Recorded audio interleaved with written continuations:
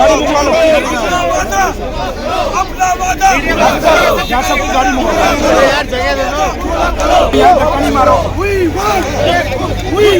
आप लोग पीछे नहीं हो सकते, धक्का क्यों मारते हो यार? पीछे हो जाओ, पीछे हो जाओ, पीछे हो जाओ, अभी पीछे भैया, अभी पीछे हो जाओ, चलो आपका पीछे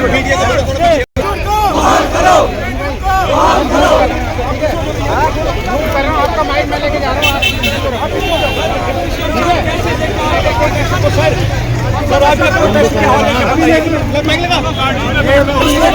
इलेक्शनों के बाद आज 2.25 साल हो गए, अभी तक प्रधानमंत्री साहब और होम मिनिस्टर साहब ने अपना वादा नहीं निभाया। उसी वादे को निभाने के लिए आज देखिए, सबसे बड़ा मुद्दा जो हमारे साथ वादे किए गए हैं, जो एक आईनी जिम्मेदारी है हमारी जम्मू कश्मीर की जो स्टेट है वो रिस्टोर करने की, वो पार्लियामेंट के फ्लोर पर वादा किया गया, सुप्रीम कोर्ट के सामने किया गया, लाल किले की फसील से किया गया। आज 1.5 साल से उस पर अमल नहीं होगा। जब तक टाइम फ्रेम बनाया हुआ था, पहले डिलिमिटेशन, उसके बाद इलेक्शन, उसके बाद स्टेट रिस्टोरेशन, वो नहीं हो रहा है। हमने 1 साल तक सब्र किया। अब यही बात करने के लिए हम आए हैं कि ये जो हमारे साथ ऐसा महरूम है, जो अनसर्टिनिटी है, गारंटी वो ज़्यादा देर मुल्क के मफाद में नहीं है, मुल्क के अवाम के मफाद में नहीं है। इसी सिलसिले में हम यहाँ आए एहतजाज करने के लिए। इंशाल्लाह जब क़यादत जो भी फैसला करेगी वो हो जाएगा, हमारे बड़ी बात दर्ज होगी और उन अहवालों तक पहुँच जाएगी। जरूर ये फैसला करना है जम्मू कश्मीर के साथ अब एहसास महरूमी नहीं, अब जम्मू कश्मीर के साथ ये सलूक नहीं जो आज तक किया जा रहा है 1.5 साल से, बल्कि हमारी जो उम्मीदें हैं, हमारी जो आरज़ू हैं, हमारी जो तमन्नाएं, सियासी जो हुकूक है, उनको एहतराम करना सबके लिए लाजमी है और सरकार मरकज़ी सरकार के लाजमी है। और ये अब इसके बाद जो है, उसके बाद ये सारे मुल्क के हित में है, सारा मुल्क ये चाहता है कि कश्मीर में गैर यकीन न हो, कश्मीर में अनसर्टी न हो, कश्मीर काम रहे, कश्मीर में अमन हो।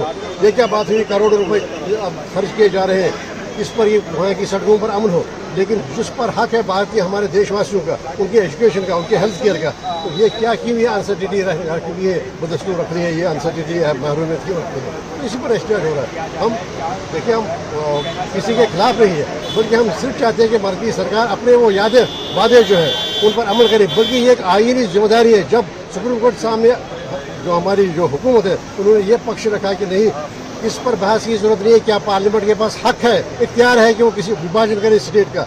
जब हमने ये बात कही सुप्रीम कोर्ट को, वहाँ पर वो आए, उनके वकील साहब ने कहा कि इस पर बहस की जरूरत नहीं है, हमने पहले मन बनाया हुआ है, हमने पहले ये फैसला किया है कि स्टेट का जल्द से जल्द रेस्टोर हो जाएगा।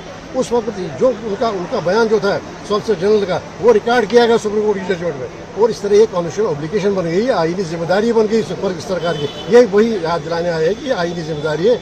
अब और अगर महरूमियत होगी जम्मू कश्मीर में, सेंस ऑफ डिप्राइवेशन होगी, तो उससे क्या होगा, उससे सारे मुल्क के हित में नहीं है। होना ये चाहिए मुल्क जम्मू कश्मीर में अमन अमान हो, मुल्क में अमन अमान होगा, और जो पैसा यहाँ के नागरिक की तालीम पर, हेल्थ केयर पर खर्च होना है, उसी पर खर्च होना। आप लोग प्रोटेस्ट यहीं पे करेंगे या आगे मूव करेंगे पार्लियामेंट?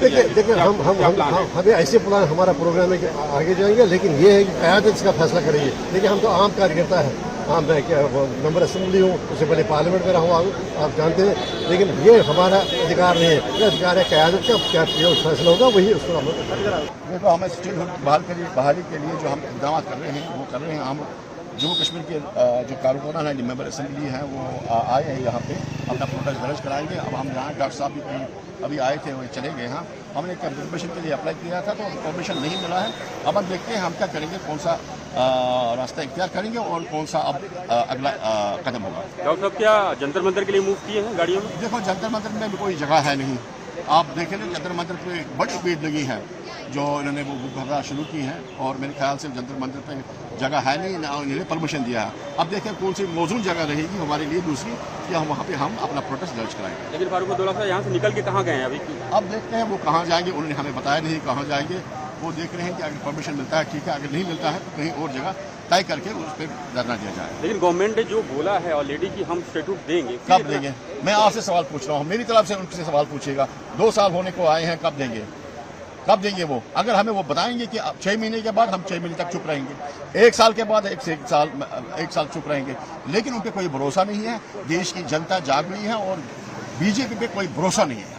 लेकिन सुप्रीम कोर्ट ने भी कोई टाइमलाइन नहीं दी। सुप्रीम कोर्ट पे भी भरोसा नहीं है, उन्होंने कोई टाइमलाइन नहीं दी। उन्होंने कहा कि एज सुन एज पॉसिबल। उन्होंने ये ऐसे छोड़ के रखा है एज सुन एज पॉसिबल। अब गवर्नमेंट डिसाइड करे एज सुन एज पॉसिबल वो टर्म कब आ रही है उसको डिफाइन करना सुप्रीम कोर्ट का। क्या लगता है कि इस तरह प्रोटेस्ट करने से चीजें अब हमारे हाथ में क्या है, कौन सा मेथड है, हम जो उसको अडॉप्ट करके हम अपना प्रोटेस्ट करेंगे। हमारे पास यही है peaceful, democratic, lawful, constitutionally lawful ये प्रोटेस्ट करें। और क्या कर सकते हैं, हमारे हाथ में पत्थर तो नहीं है, किसी को पत्थर नहीं मारते हैं कि आइन के खिलाफ कुछ नहीं बोल रहे, कानून के खिलाफ कुछ नहीं हो रहा है। हम पीसफुली अपना हक मांग रहे हैं। जो आपने देखा हमारे नारे भी पीसफुल हुए और हमारा प्रोटेस्ट भी पीसफुल रहा है और होते रहेंगे। और democratic with in the ambit of democratic and constitutional वो जो दायरा है उसी में रख के हम आज का आगे का प्लान क्या रहेगा? वो हम देखेंगे, वो लीडरशिप तय करेंगे। क्या उमर अब्दुल्ला भी आ रहे हैं? वो रजौरी गए हैं, वहाँ जो सैलाब आया है उससे जानी और माली नुकसान हुआ है उसका जायजा लेने गए हैं। अब देखते हैं वहाँ से वो वापस आकर कौन सी हिदायत देंगे।